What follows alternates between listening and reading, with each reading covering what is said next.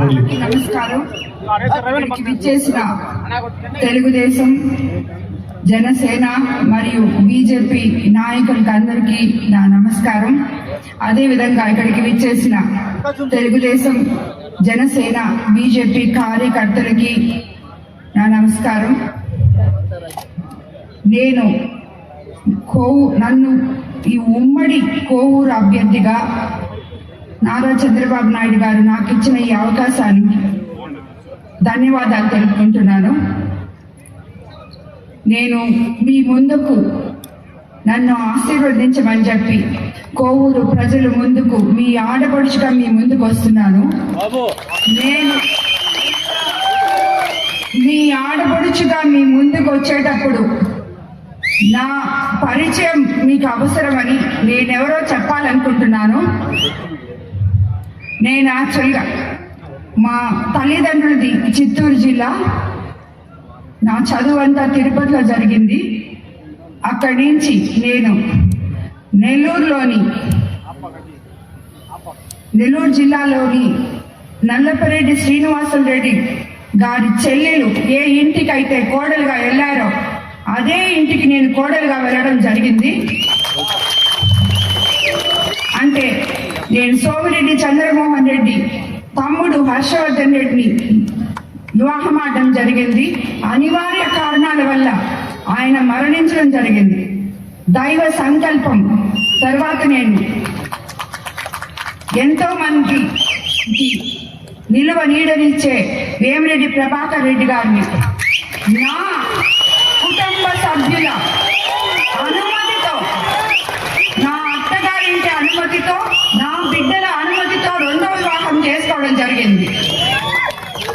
నేను మీ ఆడపడుచుగా, మీ బిడ్డగా మీ దగ్గరికి వస్తున్నాను కాబట్టి నేనెవరో మీకు పరిచయం చేసుకునే బాధ్యత నాకుంది కాబట్టి నేను ఈ విషయం మీకు పరిచయం చేసుకుంటున్నాను.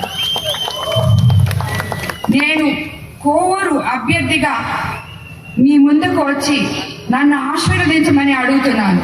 అలాగే కోవూరుకి కొత్త నాయకత్వం అవసరం.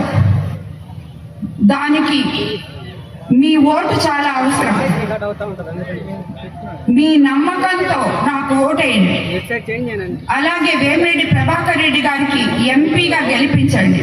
మేము ప్రజా సేవ కోసమే రాజకీయాల్లోకి వచ్చాం. డబ్బు సంపాదించడానికి రాజకీయాల్లోకి రాలేదు. మేము ఆల్రెడీ, నేను చెప్పకూడదు, మీకు అందరికీ తెలుసు మేము సేవ చేస్తున్నామని. ప్రజానాయకులుగా మీ వద్దకు వచ్చి ఇంకా ఇంకా సేవ చేయాలనే ఆలోచనతో రాజకీయాల్లోకి, ప్రత్యక్ష రాజకీయాల్లోకి అడుగుపెట్టిన నాయకులం మేము. కాబట్టి మీరందరూ ఆశీర్వదించి మీ అమూల్యమైన ఓటు నాకు వేయమని నన్ను మీ అందరిలో మీ కుటుంబ సభ్యురాలిగా ఒకరిగా చూడాలని కోరుకుంటున్నాను. అదేవిధంగా నేను మీకు ఒకటే మాట చెప్తున్నాను. మీకు అందరూ ఎవరైనా కానీ నా ఇంటికి ఎప్పుడైనా రావచ్చు. మీకు ఎటువంటి సమస్యలున్నా నా ఇంటికి రావచ్చు. నేను అందుబాటులో ఉండను అనే విషయాన్ని వదిలేసేయండి. మీరు ఎల్లవేళ్ళ నా దగ్గరికి రావచ్చు, మీ సమస్యలు తెలుపుకోవచ్చు. అదేవిధంగా మనం అందరం మన సమస్యలన్నీ తీరాలంటే చంద్రబాబు నాయుడు గారిని అందరం కలిసి కట్టుగా ఐకమత్యంతో ముఖ్యమంత్రిని చేసుకోవాలి.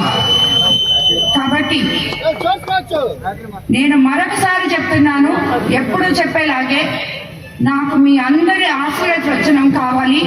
దానికి నేను మీకు అవినీతి రహిత, వివాద రహిత కోవూరు నియోజకవర్గాన్ని మీకు కోవూరు ప్రజలకు అంకితం చేస్తానని మరోసారి చెప్తున్నాను. నమస్కారం.